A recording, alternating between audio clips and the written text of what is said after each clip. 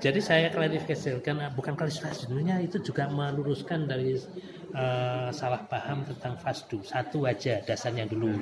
Dasarnya adalah hadis Rasulullah SAW. Kalau kita bicara hadis, itu harus tahu dari sisi dua ilmu, ad-diroyah dan ar-riwayah. Ad-diroyahnya berarti objeknya apa? Sanad. Sanad itu untuk mengetahui status hadis itu sahih wala hasan wala dhaif wala munkar wala dhaif wala maudhu wala la aslalahu, itu kan harus tahu itu, kalau enggak celaka.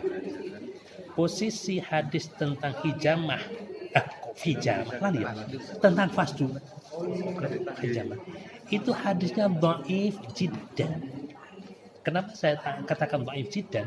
Karena menurut Al-Bukhari, menurut para muhaddisin, itu posisi satu sanadnya, lupa saya namanya, itu memang diabaikan penggunaannya sebagai sanad itu, ya. Minimal itu dhaif. Sehingga ketika dhaif ya sudah, tidak ada yang bisa dipegangin tentang hadis dhaif. Kalaupun menggunakan itu sebagai dalil, ya dikasih keterangan kayak footnote itu kalau dalam karya ilmiah bahwa ini hadisnya dhaif, sebab kedhaifannya apa? Dengan matan khairu ma tadawaitum bi al-hijama wa fasad, dalam hadis lain mata lain wa fasdu.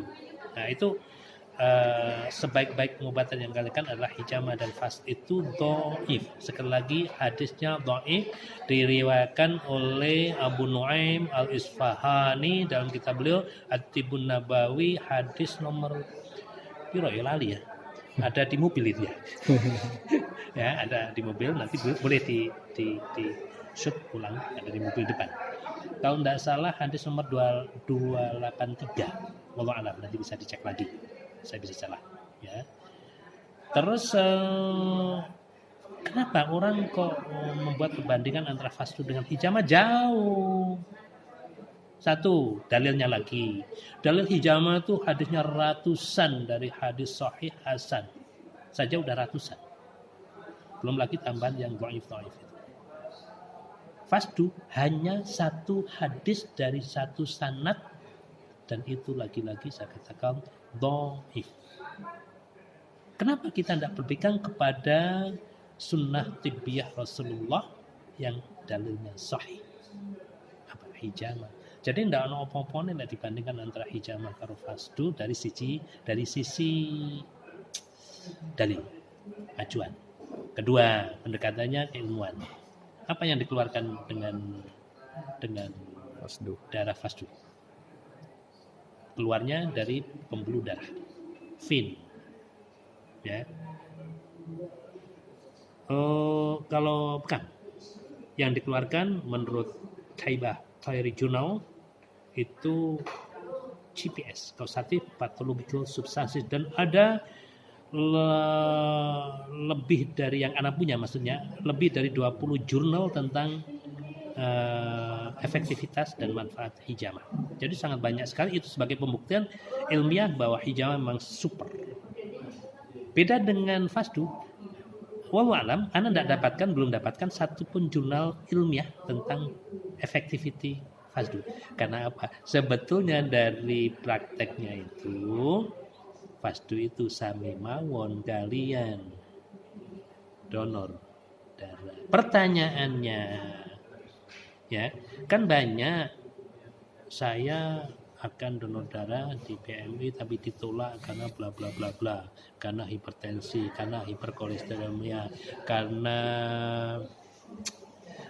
hiperglikemia, semuanya sebuah hiper, atau bahkan yang lebih parah lagi adalah anemi, kekurangan darah, atau trombositopenia, ya. Trombositopenia apa ya? Kekurangan zat pembeku darah. Anemia, kekurangan jumlah sel darah secara keseluruhan.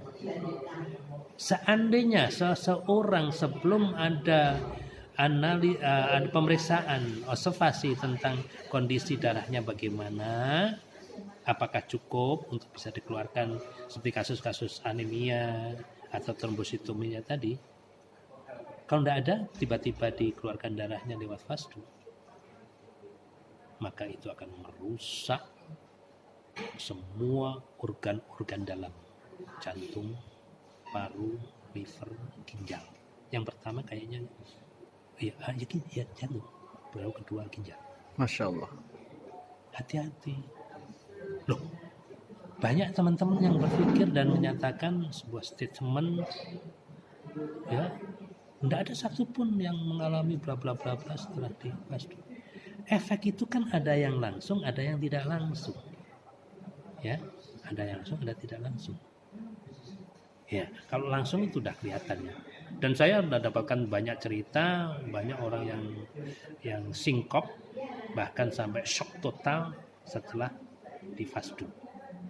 Lebih celakanya ada yang sekarang di fasdu, seminggu lalu di fasdu dengan jumlah bahkan ada yang lebih dari 500 cc.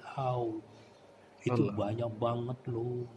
Padahal itu kalau pengeluaran darah berapanya itu kan harus dihitung. Usianya berapa, tinggi badannya berapa, beratnya berapa. Itu yang nampak aja ya. Itu baru dihitung.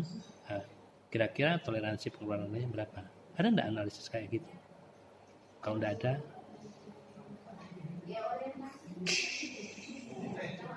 Masya Allah. Assalamualaikum.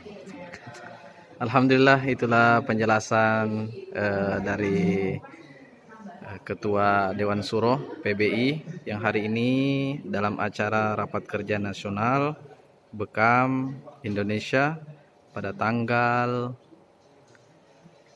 ya agar upgrading ya di Jogja 5, 6, 7 insyaallah di bulan Juli ini. Semoga penjelasan tadi bisa menambah wawasan kita dan jaya terus Bekam Indonesia. Assalamualaikum warahmatullahi wabarakatuh.